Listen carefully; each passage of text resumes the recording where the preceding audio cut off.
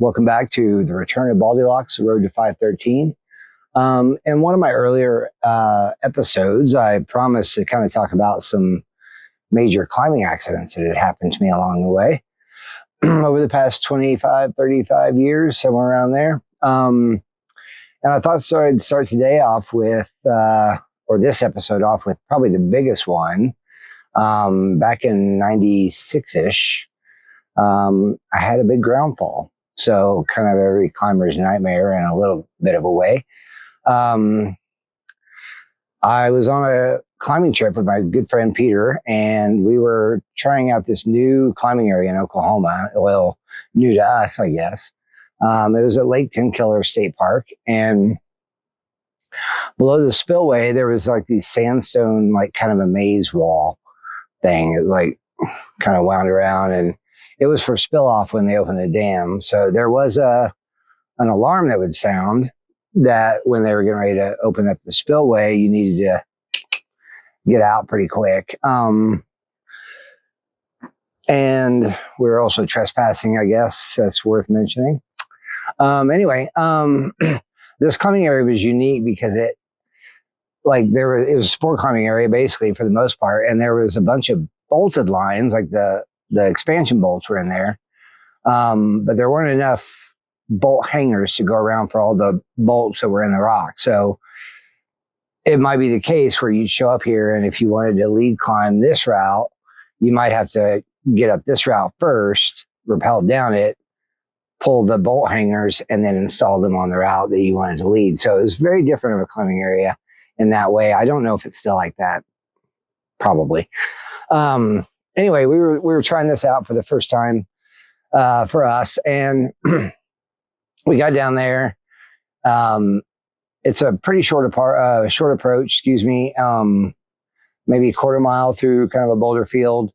And then you get there, and we climbed a bunch that day, and then we had a top rope on at the end of the day on this finger crack. I think it was 511 plus, maybe 12 minus.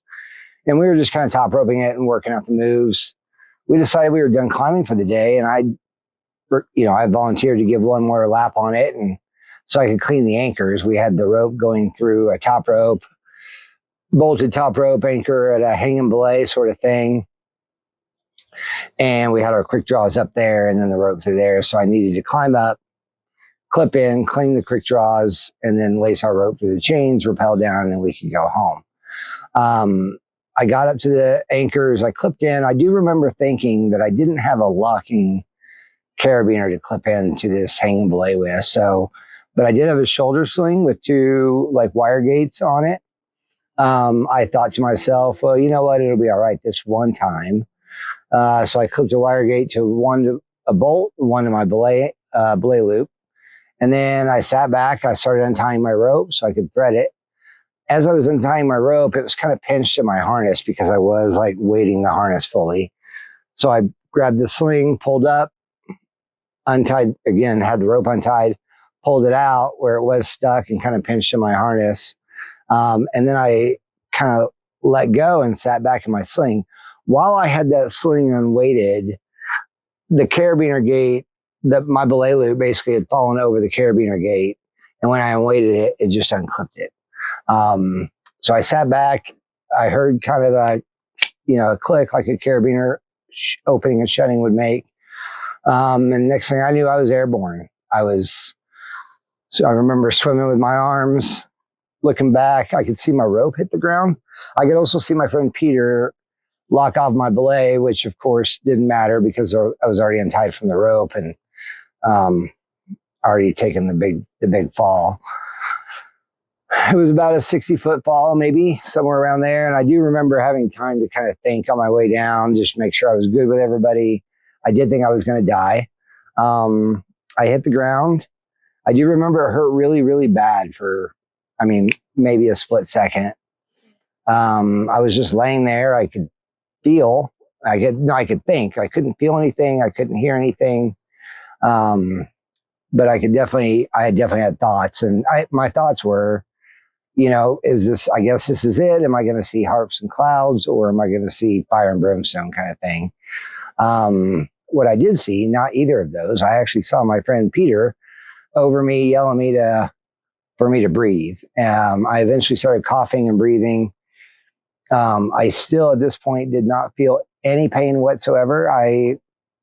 And then my friend that was with me, Peter, was like, don't move. You might have a back injury. Because I didn't feel any pain, I kind of didn't really comprehend what he was freaking out about. He turned around to get first aid gear out of one of our backpacks. When he turned around, I was sitting up. I think he went back to get more gear, asked me to quit moving, came back, and I was actually standing up. And he was like, man, you shouldn't be walking around. And I said, I think I can just walk this off and we can maybe do a few more routes today. Quickly after that, I noticed that I wasn't as in good shape as I thought. I could look down at my right elbow. That was completely exploded basically and shattered. I could see bone, muscle, blood everywhere. And then I looked down at my right patellar tendon on my right leg, and that was sticking out of my knee, just hanging out there. What I didn't know at the time, I was a little internal bleeding as well as some fractured vertebrae, 3, I think. And anyway, at that point, once I kind of realized my injuries, I didn't feel so hot. I kind of got sick to my stomach.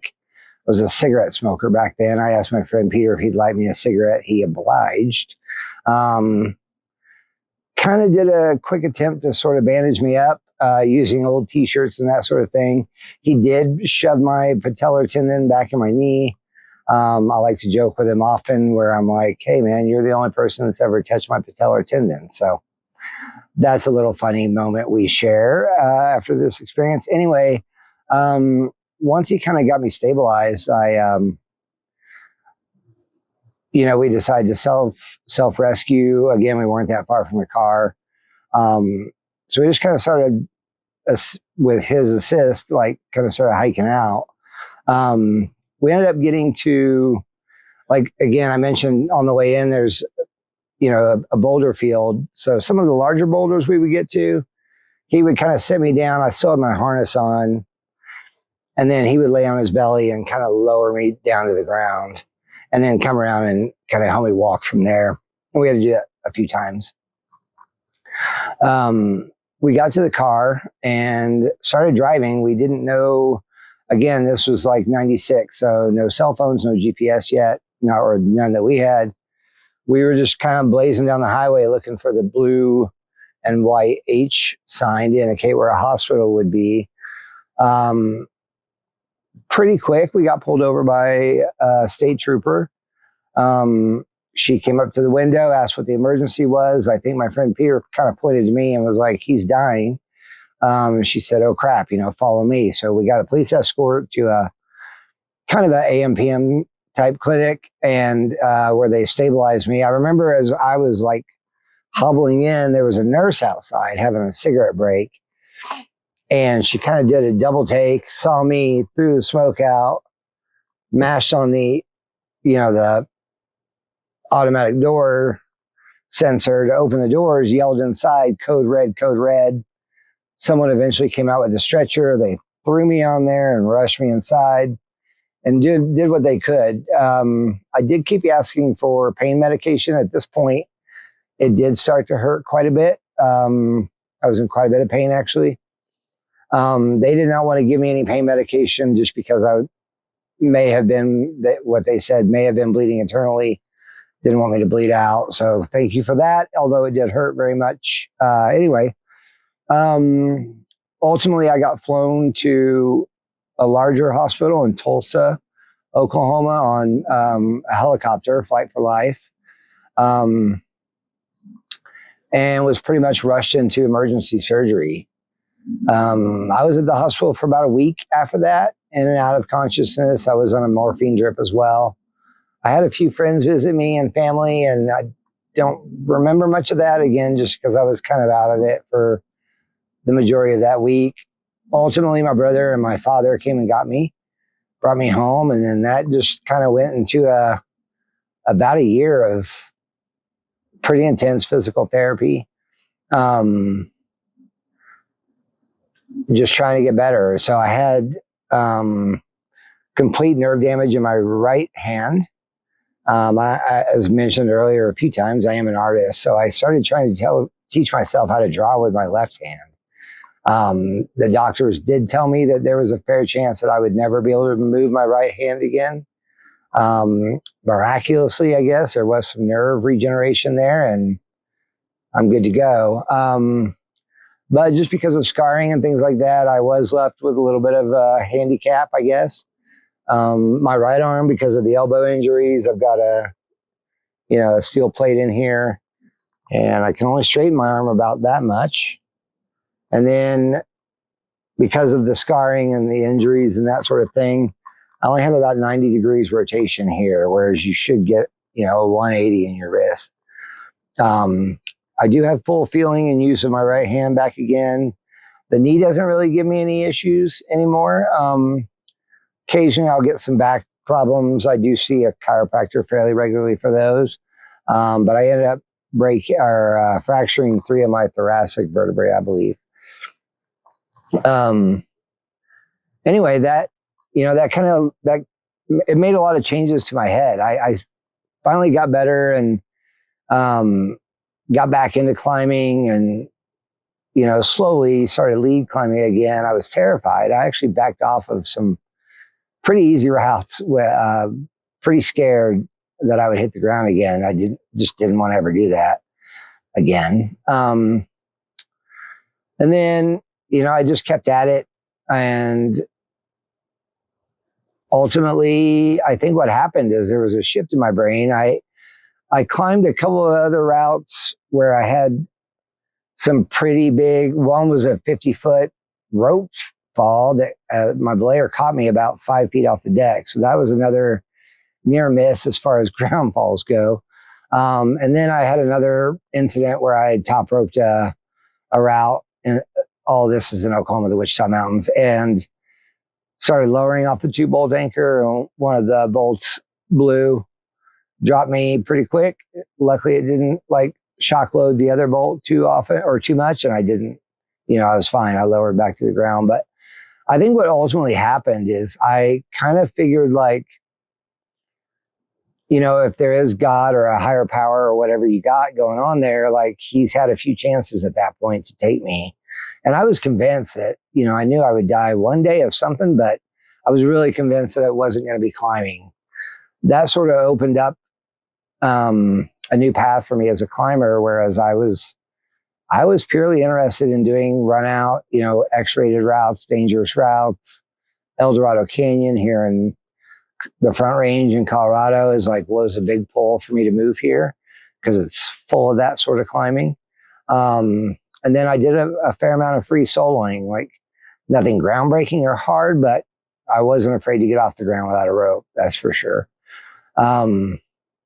Anyway, I just thought I'd kind of explore that with you guys today. It was a big time for me in my climbing career, and made a lot of changes on my head game and kind of what I like to climb.